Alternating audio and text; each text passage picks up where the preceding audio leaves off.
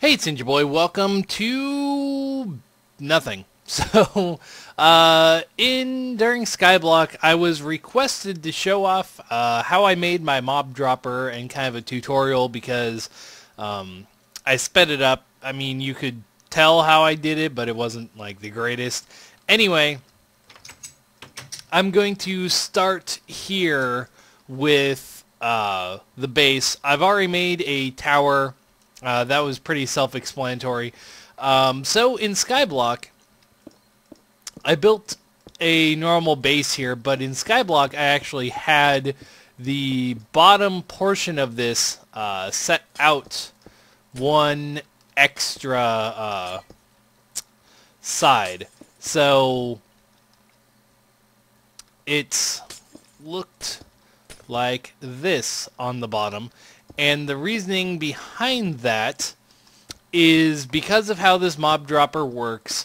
It tends to leave spiders alive, which kind of sucks, but because it doesn't have a lava grinder on it, there's not a whole lot I can really do about that. So this is how I made the bottom. It just comes out one, has a spot for the door, and all that. Also, as you notice, this world is completely comprised of glowstone. That's just to make sure mobs don't spawn here. And I also have a daylight auto. It sets it to noon. It automatically sets it to noon as soon as it goes off of noon. Pretty simple. So anyway, first off, I have this tower here. It goes up 24 blocks.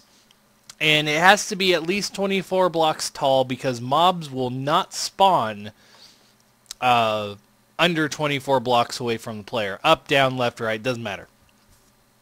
Have to be at least 24 blocks. Sorry, I got pulled away for a second. As I was saying, the platform has to be at least 24 blocks in the air.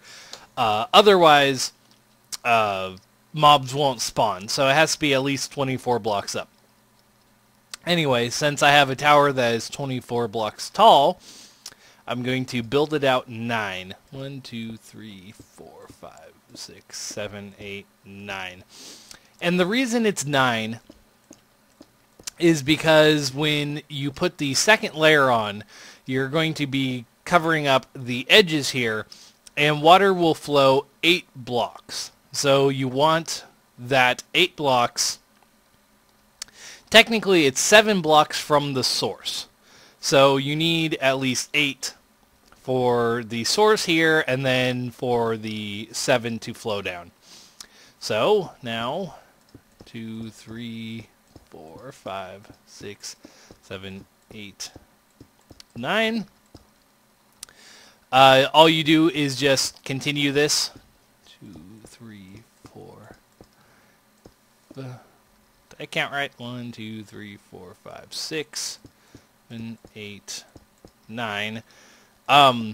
So yeah, you have these 4, 5, 6, 7, 8, 9. So you have these 4 portions that go off to the side. And this is where your main water sources are going to go. Next, you build a row right next to the main portion, one block out and 1 block in, so it just has this diagonal. The reason for that is just to save some material. You don't have to have that little gap. You can build it, you can build it square. That's just to save material. This was made, the way I planned it out was so I could save material along with making a fairly good spawning area for mobs to spawn on, and just so happened the way I did it, it ended up being kind of round. So next, once you have that set up, this could be a standard mob drop. You just have the water flowing down, then you have big areas for mobs to spawn on. What I did, however, is I went, so 3 down, 1, 2, 3, 4, and then again come across. I made these extra little bits right here.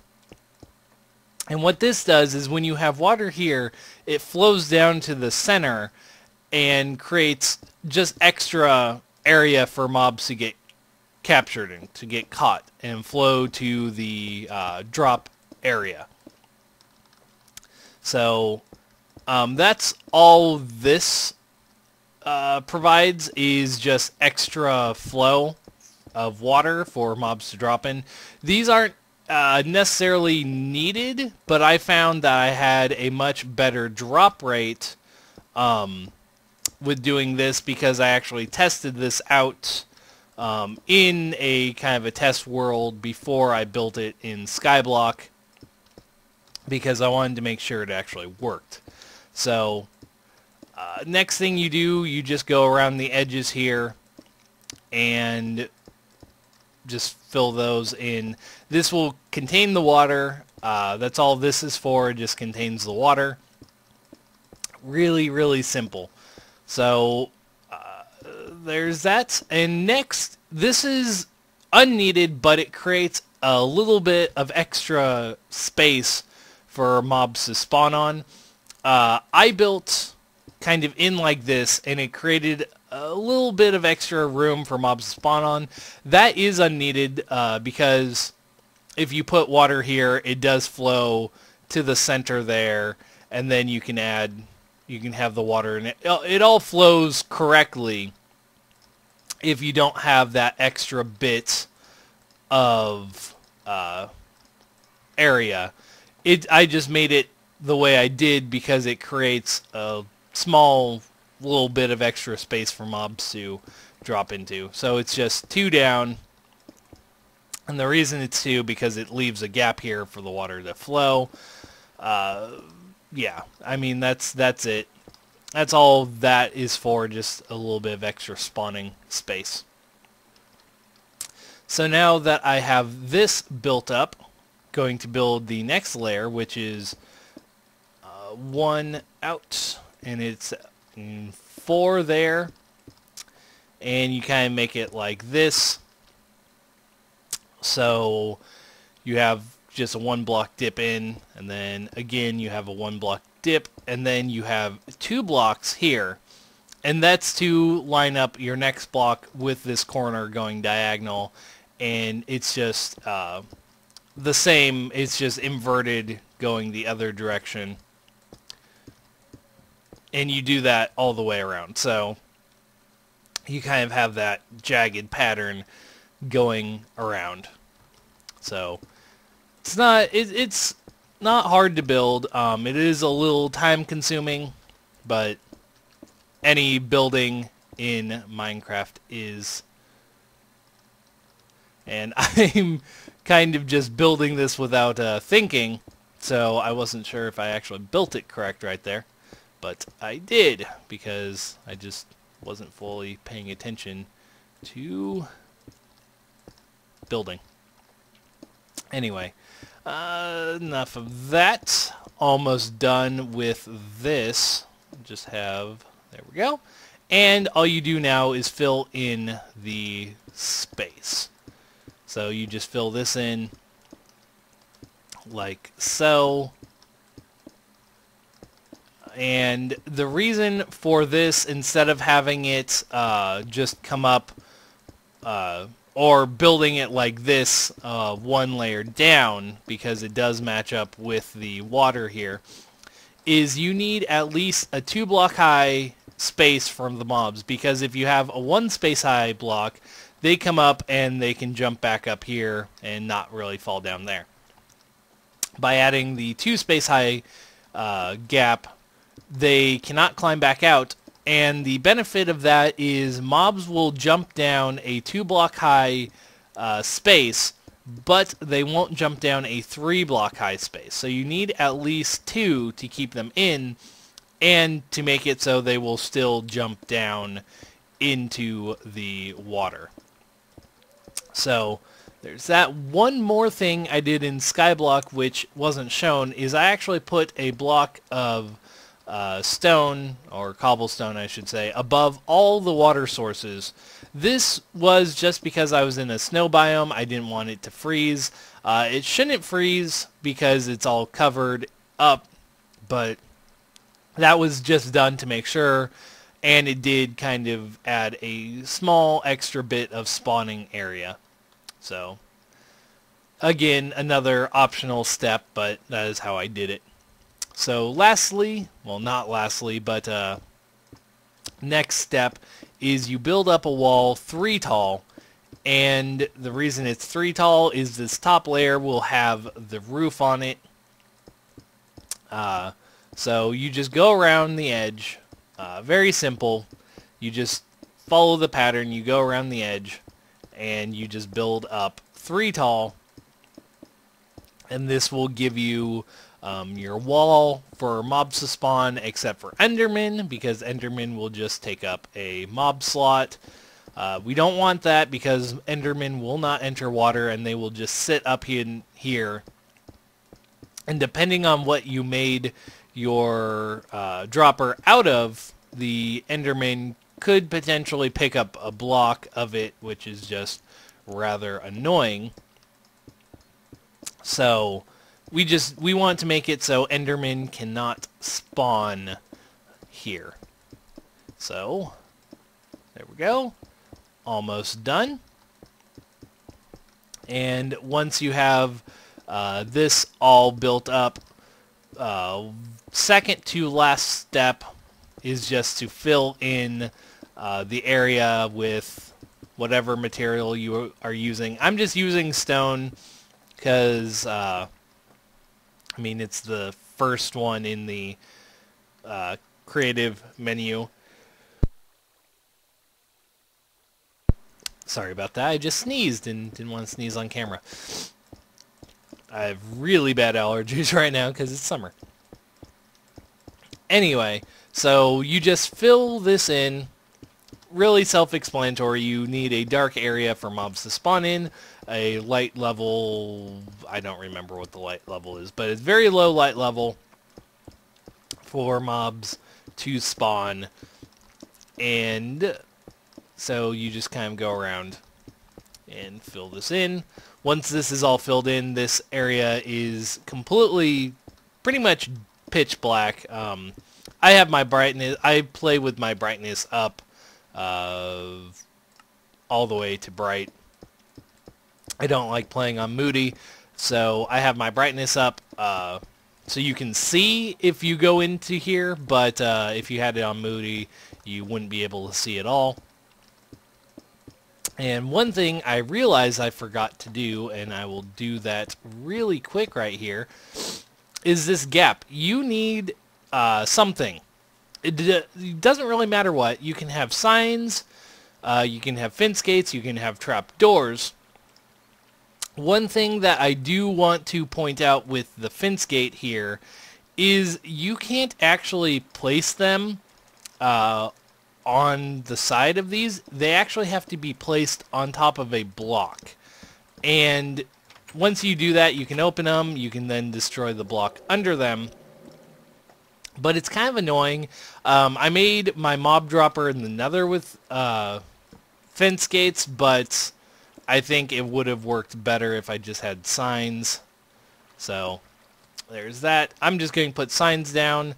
Mobs will see these as solid objects, so they will actually try and walk on them to get out of the water, and that's why they fall down. So signs are probably your best bet.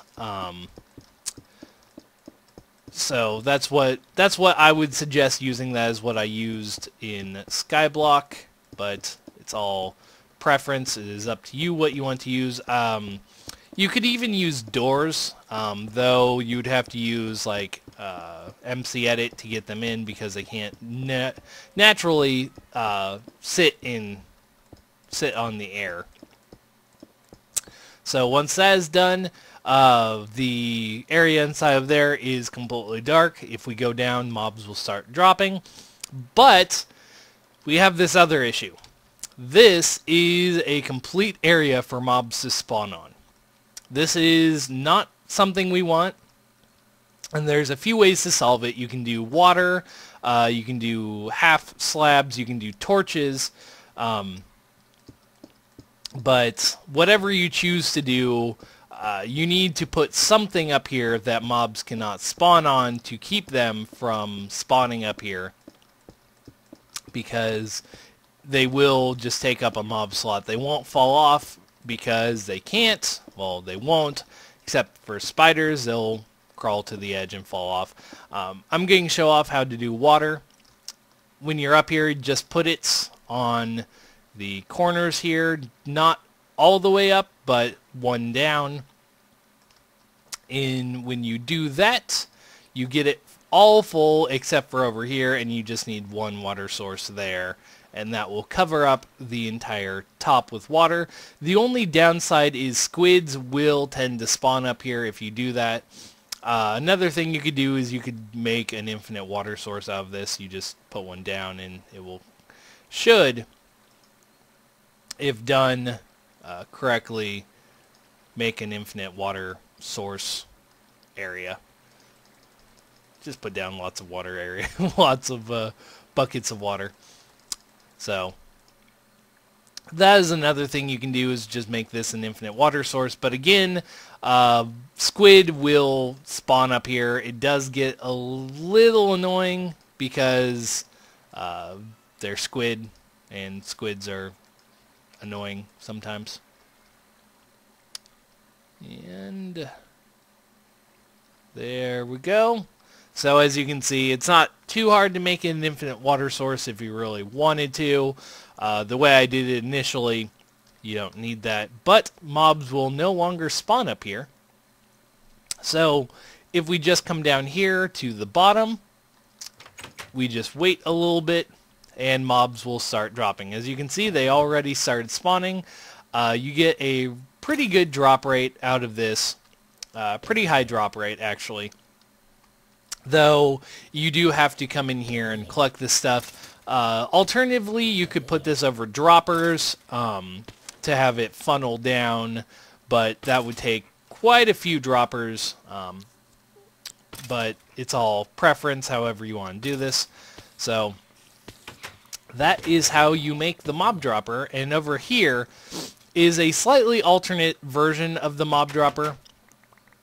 I have glowstone up there, so not a ton of mobs spawn. Some spawn, but this one is made, you take the base and how it's expanded out a little bit. That is very strange that zombies spawned. Anyway, the extended base at the bottom, I had that extended base and I just went all the way up the side with it. This one is nice because spiders don't really catch the edge, but they do every now and then and don't die, but there's a higher death rate on this one. Also, I have shown off that you can actually stack these on top of each other. Once you hit the ceiling and are on top of it, you just build another one right on top of it.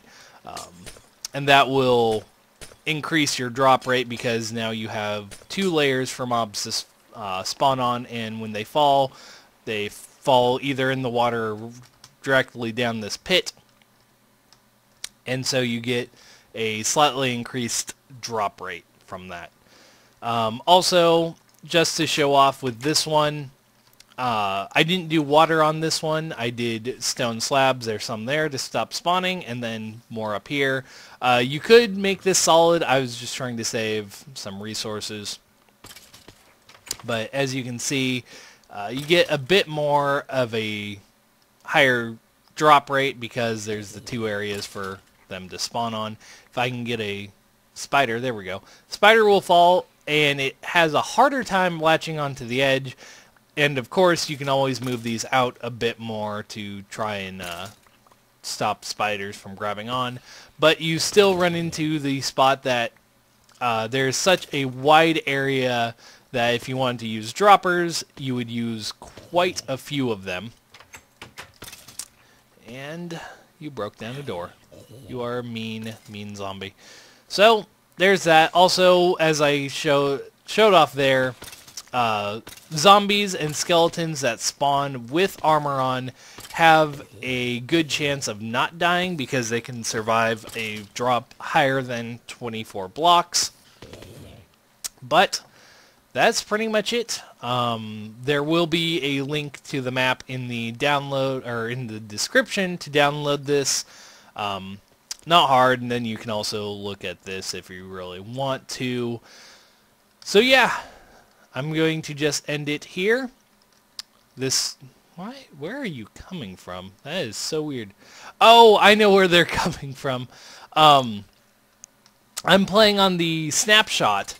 So the zombies, if you don't know, part of the snapshot is when they're being hurt and damaged, they will spawn more zombies around them, have a chance to. So when the zombies are dying in here, they're spawning other zombies around. So anyway, that is the dropper.